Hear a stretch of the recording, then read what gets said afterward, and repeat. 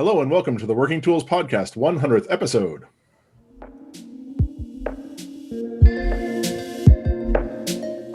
Ladies and gentlemen, brethren all, welcome to the Working Tools Podcast, a casual conversation around Freemasonry. First, it's important to note that our thoughts and opinions are our own and do not reflect those of our Grand Lodge or respective craft or concordant bodies. Please connect with us and ask questions via our website at theworkingtoolspodcast.com.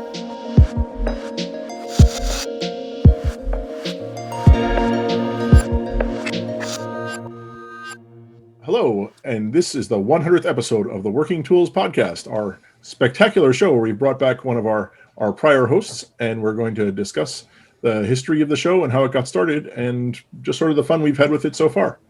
So we have today with us Right Worshipful Brother Trevor McKeown, who's the Grand Historian of the Grand Lodge of British Columbia in the Yukon. Worshipful Brother Stephen Chung, also from up in the Great White North. Brother Connor Massey, who's also, again, up in British Columbia, and myself, very worshipful Brother Matthew Appel, and very worshipful Brother David Colbeth from down here in Washington. So welcome all, and thank you for tuning in again to our 100th episode. We have two of the guys who are here, Connor and Stephen, were the originators of the podcast, and so I guess what I would just like to hear you talk about a little bit is how'd you get started? What got this ball rolling downhill? Well, way back, the long time ago, there was once no. Actually, it started all because I was on a mission to improve communications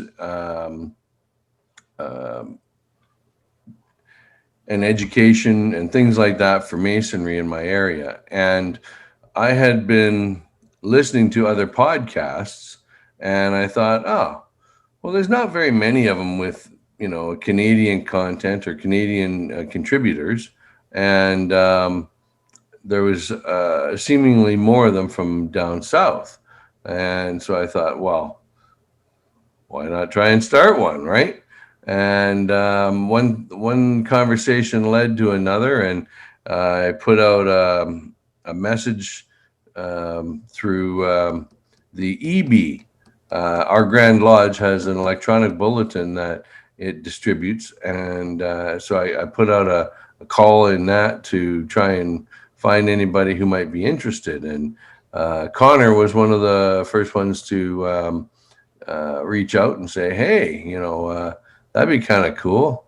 And there was another fellow named Dave, and he came on at the beginning, and it wasn't what he envisioned. It wasn't esoteric enough for him, so he faded out rather quickly. And Connor and I continued, and we did pretty good. Eventually, we got David and Matthew Appel there, Appel, interested. And I don't know, how did you guys find out about who? Well, before we get to that, Connor, how did you see it, and how did you get how was your connection there? Well, like Stephen said, when I was flipping through the electronic bulletin one day, I noticed that there was a message asking about podcasts, and I had listened to the occasional podcast, and as the listeners know, I'm quite fascinated with history and with education here in British Columbia, having served and still serve on the Grand Lodge Committee for Education.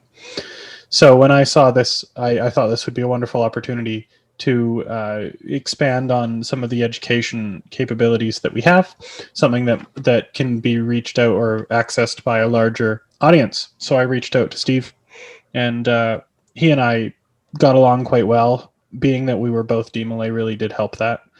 And yeah, we sort of had a very similar vision in mind. So we've never really disagreed on anything. And it's just sort of gone from there. And like you said, we originally had another lad named Dave, but it didn't work out to what he had in mind.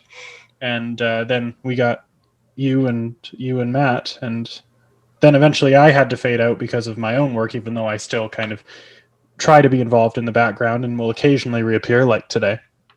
But But I'm really, really happy with the way that it's gone, and we have such amazing guest hosts like Trevor and some of the different grandmasters and grand lodge officers and just fantastic people from all over the world that we've had on here. It's been quite an amazing couple of years, and I'm so excited to see where it'll go from here on.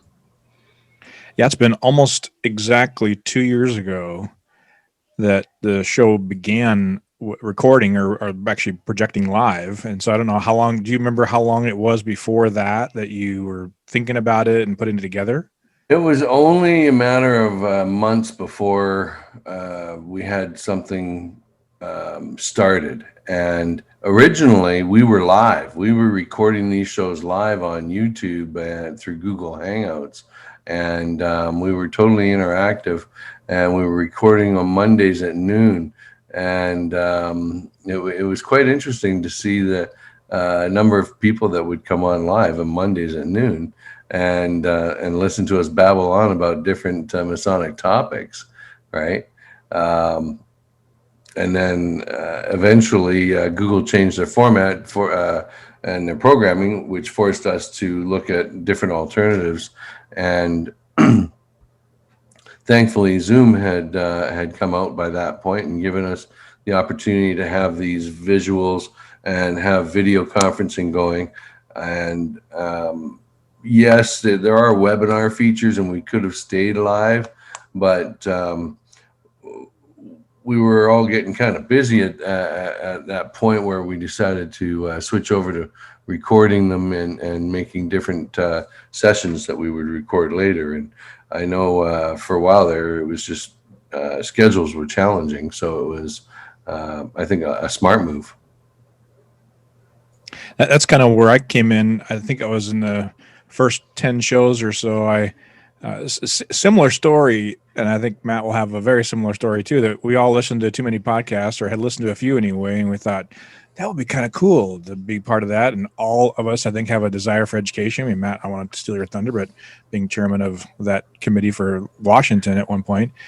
And so, yeah, same idea. There was a post put out on Facebook on one of the Masonic Experience or something. I don't remember which one it was.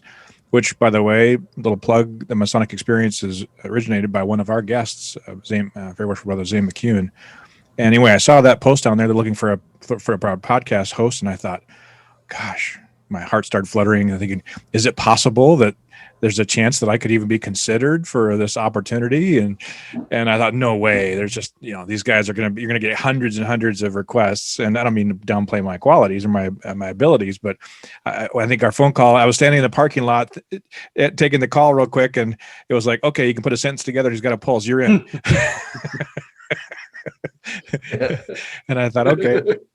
And it was, I think Connor was working, and so was Steve, and we're all working, and trying to put together on Mondays at noon was a little bit difficult. And so it was a little bit of a double-edged sword that the change happened, and I think it worked out for the best for all of us as well as guests. I think guests were finding it difficult to connect on Mondays during the day, and so having this, changing the schedule to be able to record and to produce the show a little more was kind of a nice step. And so in broadcasting or trying to distribute the message of the show, we'd had a couple of Grand Lodge officers of Washington on, and our annual communication came around in June of 2020, I think it was, wasn't it? Or is it? Yeah, 2020.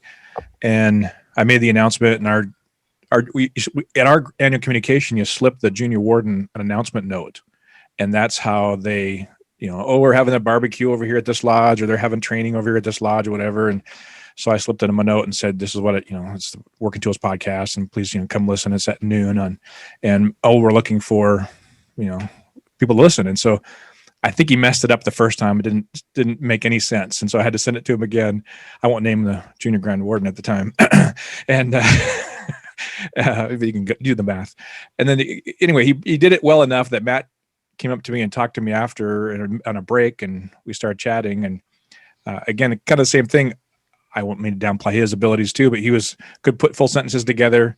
And I said, you're in. So Matt, I'll let you take over what your perspective was. That's about it. I heard that David was involved, and I assaulted him at Grand Lodge and fawned all over him and told him how wonderful and how much I love podcasts, which is true. And yeah, I'm able to sit up and take nourishment, and so, but no, it's I as he said, it's actually something I listen to entirely too many podcasts, and I really enjoy them, and I'd really wanted to do it for quite some time, and it was just really cool that you guys were willing to take a chance on me as a participant in this. And it's been great. I think the first ones I did were like the last one or two where we were doing it live, and then we went to this format, and yeah, it's great. I mean, you got to meet guys from New York or BC or wherever that I never would have met otherwise, and it's been a great experience. So I dig it. Well,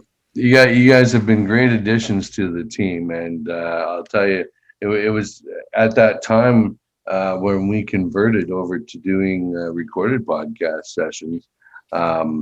It was a little bit different. So I mean, very thankful that David had the knowledge and desire to find his way around the programming to be able to figure out how to edit them and play around with our intros and things like that. It was very timely and worked out really, really well. So glad that you had that desire to follow that through, David.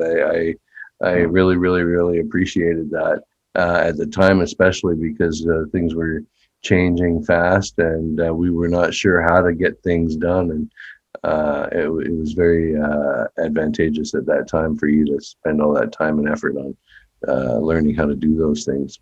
Because David has now become our technical support.